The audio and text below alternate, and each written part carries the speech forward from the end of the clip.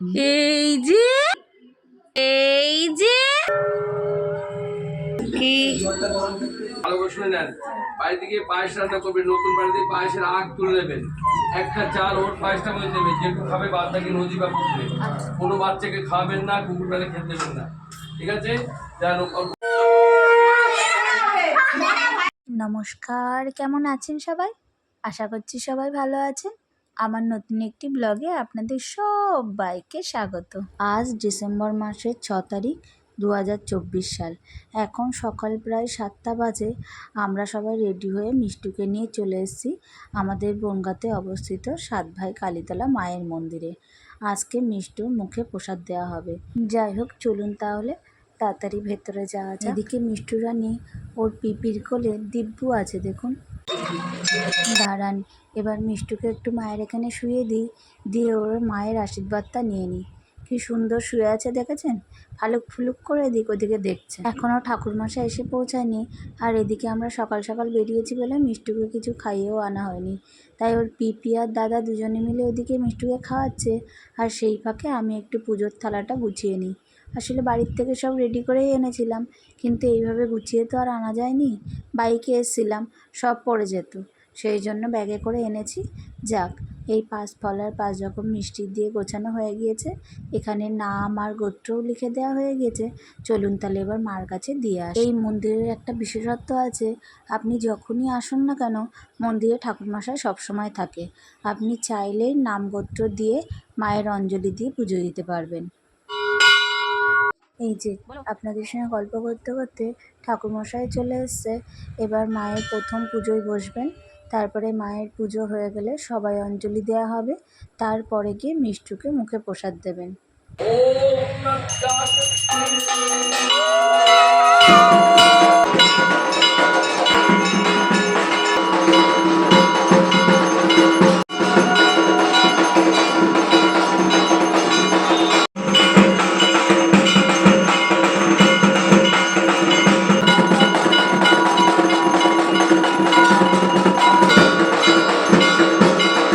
মায়ের পুজো করা এবং আরতি করা হয়ে গিয়েছে। এবার আমরা যারা উপোস আছি তারা মায়ের অঞ্জলি দেব।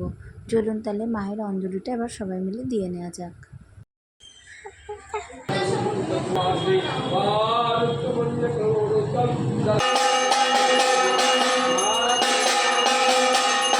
এদিকে আমাদের সবার অঞ্জলি দেওয়া হয়ে গেছে, আর এদিকে মিষ্টুকে দেখুন কি সুন্দর বসে বসে দিব্যু পুজোটা পুরোটা দেখলো, আর টুকুর টুকুর করে পিসির মুখের দিকে তাকিয়ে তাকিয়ে দেখছে। যাই হোক, এবার তাহলে চলুন মিষ্টিকে তাহলে মুখে প্রসাদটা দিয়ে নেওয়া যাক।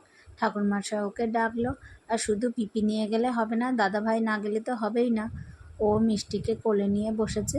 এবার ঠাকুরমশাই একটু প্রথমে শান্তির জল ছেটালো, বনুর মুখে লেগেছে তাই বনুর মুখটাও মুছিয়ে দিচ্ছে। এই মন্দিরের নিয়ম হলো, প্রথম মধু নিয়ে 2 কানে দুবার দেবে, তারপরে মুখে ছোঁয়াবে এবং সব শেষে মায়ের প্রসাদ ওর মুখে দেবে। সেটাই প্রথম করছে। আমি আর অর্চি তো দেখতে পাচ্ছিলাম না, কারণ মা বাবাকে নাকি দেখতে নেই। তাই আমি আর অর্চি দুজনের সাইডে গিয়েছিলাম, আর এই সুন্দর মুহূর্তটা ক্যামেরাবন্দি করছিল ওদের পিসেন।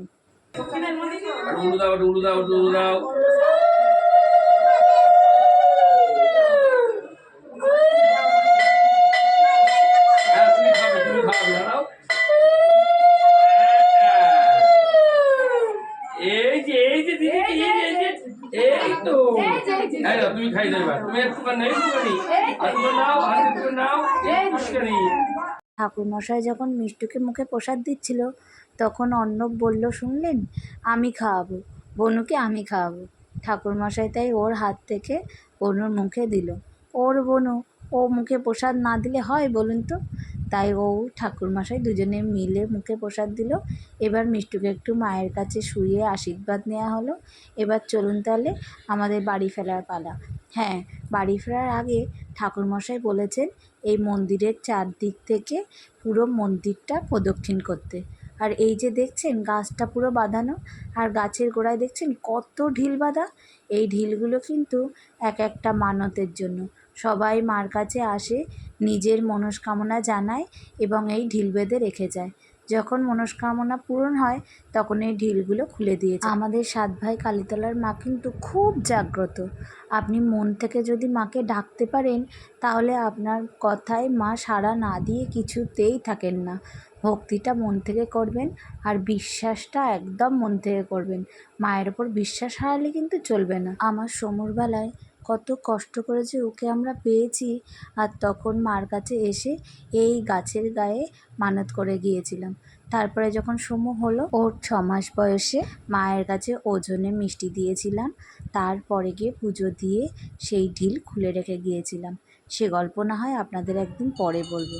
যাই হোক, চলুন তাহলে, এদিকে আমাদের প্রদক্ষিণ হয়ে গিয়েছে, এবার আমরা বাড়ির পথে রওনা দিই। যাই হোক, চলুন তাহলে, বাড়িতে চলে এসেছি। এবার দুপুরে খাওয়ার আয়োজনটা করা যাক। ঠাকুরমশাই প্রথমেই বলেছিল বাড়ি এসে আগে এই পায়েসটা রান্না করতে, আর ওখান থেকে যে চালগুলো দিয়ে দিয়েছিল সেই চালগুলো দিয়েই পায়েস বসিয়েছি। এদিকে পায়েসটা হতে থাকুক, ওদিকে বাকি রান্নাগুলো করতে থাকি। আমি এদিকে রান্না করছি আর ওদিকে কনি মাংসগুলো কেটে বেছে ধুয়ে নিচ্ছে। আমার রান্না ওইদিকে প্রায় শেষের দিকে। দাঁড়ান, আপনাদের সঙ্গে গল্প করতে করতে এদিকে পায়েস হয়ে গিয়েছে। মিষ্টুর জন্য আগে পায়েসটা তুলে রাখি। এদিকে আমার যা রান্না করার ছিল সেগুলো সব কমপ্লিট হয়ে গিয়েছে, শুধু মাংসটা বাকি আছে। কনি বললো বৌদি মাংসটা আজকে আমি রান্না করবো। অনেকে বলে না ননদিনী নাকি রায়বাঘিনী, আমার ননদ কিন্তু মোটেও রায়বাঘিনী না, খুব মিষ্টি মধুর সম্পর্ক ওর সঙ্গে আমার। ওই যতক্ষণে ওদিকে কনি রান্নাঘরের দায়িত্ব নিয়েছে, আমি এদিকে এসেছি মিষ্টুকে রেডি করার জন্য। মিষ্টুকে এদিকে ফুল দিয়ে একটু সাজাবো, তারপরে ওকে স্নান করাবো, করিয়ে তারপরে ওকে ভাত দেবো। যাই হোক, চলুন তাহলে, মিষ্টুকে সাজানো হয়ে গিয়েছে। এবার ওর বাথটবে একটু ফুল ছড়িয়ে দিয়েছি, এখানে একটু ওর ফটো তুলবো, তারপরে ওকে স্নান করিয়ে তুলে দেব। মিষ্টুর হাসিটা দেখেছে? ও আজকের দিনে খুব একটা একদমই কাঁদেনি। সকাল থেকে মন্দিরে গিয়ে কি সুন্দর শান্ত হয়ে পিপির কোলে বসে পুরো পুজোটা দেখেছে। আর এখন যে সুন্দর করে সাজিয়েছি, দেখুন কেমন হাসছে। আসলে মেয়ে তো একটু পোজ দিতে মনে হয় বেশিই ভালোবাসে, যাতে ফটোগুলো খারাপ না হয়। সমুর অন্নপ্রাশনের দিন সমু এত কান্না কেঁদেছিল, ওর ফটোগুলো একদম ভালো আসেনি। প্রত্যেকটা ফটোই হা করে রয়েছে, না হলে কাঁদছে। কিন্তু মিষ্টু ওদিক থেকে খুব চালাক। এখন কিন্তু শীতকাল, তাও দেখছেন জলের মধ্যে বসে ওর অবস্থাটা। যাই হয়ে যাক, ফটো বাজে উঠলে চলবে না। যাই হোক, চলুন, ও স্নান করা প্রায় কমপ্লিট হয়ে গিয়েছে, আর এদিকে আমি শাড়িটা রেডি করে নিচ্ছি। হ্যাঁ, এটা আমারই শাড়ি, একটু পিন আপ করে ওর সাইজে করে নিচ্ছি। অনেকটা সময় লেগেছিল জানেন এটা রেডি করতে। আমার খুব ইচ্ছা ছিল মিষ্টুর অন্নপ্রাশনটা একটু বড় করে ধুমধাম করে দেব, কিন্তু ওই যে সব ইচ্ছাই কি আর নিজের ইচ্ছাতে পূরণ হয়? ঠাকুরের যা ইচ্ছা তাই হবে। এখন আর বেড়ে উঠলাম না, তাই ছোট্ট করে অনুষ্ঠান করছি, একদম ঘরোয়া, শুধু বাড়ির লোক কজন। এই যে মিষ্টুকে রেডি করেছি, কেমন লাগছে বলুন আমার মিষ্টু মাকে। নুপুর দুটো পরে পা দুটো কি সুন্দর লাগছে দেখুন। এই যে মাসিমণির কোলে ওকে দেখলেন, ওই দিয়েছে এই নুপুর জোড়া। এত সুন্দর পাটা লাগছে, আমার নিজেরই যেন চোখ ফেরাতে পারছি না।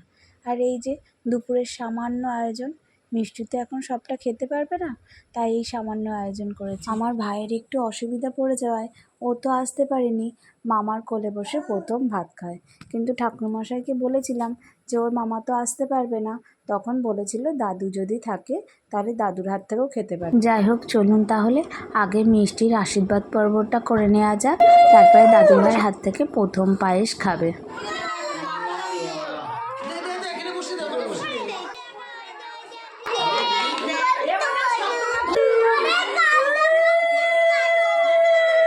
ওর দাদা দেখছেন বনুকে কোলে নিয়ে হাত পাচ্ছে না, কিন্তু তবুও ধান দুব্য নিয়ে আশীর্বাদ করছে।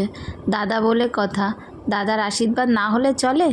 যাই হোক, চলুন, এদিকে মোটামুটি সবার আশীর্বাদ পর্ব শেষ হয়ে গিয়েছে, এবার মিষ্টুকে ভাত খাওয়ানোর পালা। এই আশীর্বাদের সময় শুধুমাত্র ওর পিপি থাকতে পারলো না, ওর জন্য এত মনটা খারাপ লাগছিল। সারাদিন মেয়েটা সারাক্ষণ ছিল, কিন্তু এই আশীর্বাদের সময় ওকে চলে যেতে হয়েছিল। ওর শ্বশুরবাড়ির থেকে কী দরকার ছিল, তাই ওকে তাড়াতাড়ি বেরিয়ে যেতে হয়েছিল। এই সময়টায় ও থাকতে পারেনি। যাই হোক, চলুন তাহলে, আমার ভাই তো আসতে পারেনি, কিন্তু এখানে বাপ্পাদা ছিল, যে আমার দাদার সমান, সে নিজেই নিজের হাতে মিষ্টুকে প্রথম ভাত খাওয়ালো।